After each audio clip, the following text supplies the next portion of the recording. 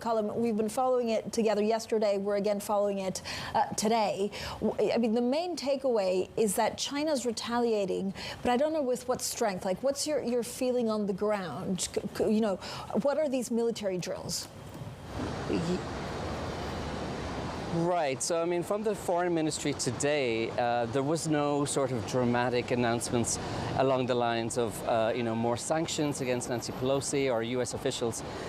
It was actually relatively subdued. There was some heavy criticism, of course, of Nancy Pelosi, and, with the spokeswoman accusing her of fishing for political capital, engaging in a political stunt, and basically playing to the gallery, which she said was at the expense of U.S.-China relations.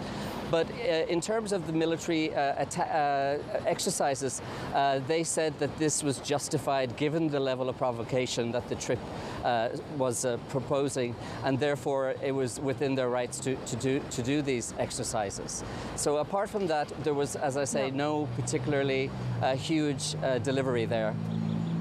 I mean, the Bloomberg question, of course, what does it mean for LNG exports or shipments? Are we going to see supply chain disruptions because of this? Well, as you know, the exercises will basically be circling the island, and there have been safety announcements made to the public and obviously to shipping and aviation.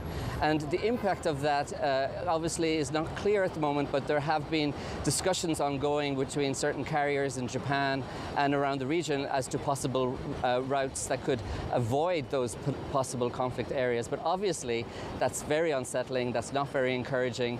I don't think ships or aircraft would be willing to go into an area which is obviously subject to a lot of heavy military exercises over the next couple of days. So I do believe we will see impact. It is one of the busiest shipping trading channels in the world, and therefore, what transpires over the next couple of days could have at least short-term impact on supply chains.